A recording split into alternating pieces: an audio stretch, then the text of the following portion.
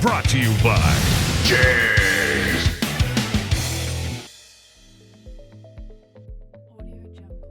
Hi, I'm Cameron Evans from Redline Synthetic Oil, coming to you today from Camarillo, California at Timeless Customs.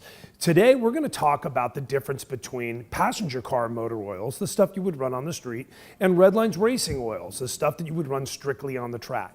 The first of those differences is the detergency and the dispersants, the things that trap contamination in your motor oil as you drive around on the street for 2,000, 5,000, 10,000, if you're a Redline person, 15,000 miles. Very different from what you would see in a racing oil where you don't have those levels of detergency. Why? Well, after all, on the street, you're going to leave this oil in for a long time. In a race car or in a serious track car, you're maybe only going to go 2 or 3 weekends before you go to change the oil. The other big difference between the street oils and the race oils from Redline is the levels of ZDDP. Now that's the anti-wear additive that you would know as zinc and phosphorus that protect hard, hot metal inside the engine when it's revved up. Cams, bearings, things like that. In the street car oils, we've got about 1,200 parts per million. That compares to API certified oils that are at a much lower level than Redline at 800 parts per million. Think about that. What you get typically at the auto parts store and what you order from Redline, you're getting almost 30% more protection just there. Now the race oils, they've got 2,200 parts per million in that ZDDP package. That's way more than you'd ever need or want to run on the street. Now what's the risk of that? Think about it. On the street, you've got emissions equipment, a catalytic converter. If you ever had any kind of breach of ring seal, or if the engine was starting to wear itself out, you could get oil past the rings. That oil might contaminate the catalytic converter. If that happened with 2,200 parts per million, there's a chance you could clog the cat. So what are the situations that you might choose one of our street oils versus a race oil? Well, the obvious one is if it's your daily driver. That's going to be a street car oil all day long. But what if you're a guy that takes your car to track days? You can still run Redline's PCMO oil. Again, 1,200 parts per million of zinc, so there's more than enough protection. Both the race oil and the street oil are made from PAO and ester, right? So you've got the highest quality raw materials to protect you not only on your daily drive, but also when you go to the track.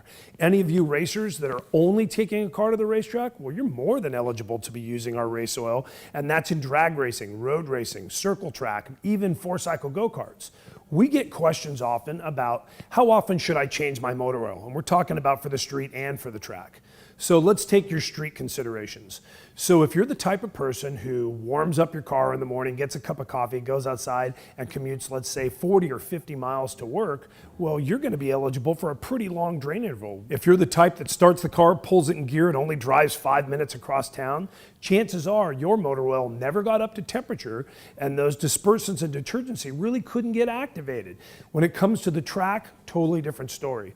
We're not very opinionated on when people change out their oil at the racetrack, and that's not so much because we want to sell them more motor oil. It's more a matter of people are pretty opinionated about it. Let's touch on oil temperature and what you might experience at the track compared to what you would see on the street. Remember, motor oil, 212 degrees, that is where a 30 weight is a 30 weight. That's when it's that level of thickness. Take a drag racer, for example. He's going to go to the water box, do a burnout, and go stage. He may only get to 100 degrees of oil temperature. So he may select these straight weight products or things that operate a lot more like straight weights in 2 weight, 5 weight, 10 weight. Very thin motor oils. So when you look at the front of the label on Redline's racing oils, you may see 30 weight race, 40 weight race. Remember, that does not mean that these oil are straight weights. Now, a lot of times you'll see other motor oil brands are coming up with 0.30s, 0.40s. They're dropping that oil weight. Well, there's sometimes a little bit of benefit from having that at cold start. One thing we like about Redline's race oils being more of a 1540 is getting up to temperature fast. Remember, the whole goal of the motor oil is to get all the raw materials up to working temperature so that they can do the job you're calling on them for. So let's collect a little bit of what we've learned today. The street oils and the race oils, they're made from similar raw materials, but really just at different levels. And they're very particular about when you should run them. Check out redlineoil.com and use that year, make, model application guide to figure out exactly which ones fit in your road car, and look at the website over on the racing side and figure out which oils might be something for you in case you take your stuff exclusively to the track. Thanks a lot. I'm Cameron Evans. brought to you by JEGS. Fast delivery. Your source for high performance and quality. Delivering performance since 1960. JEGS.com.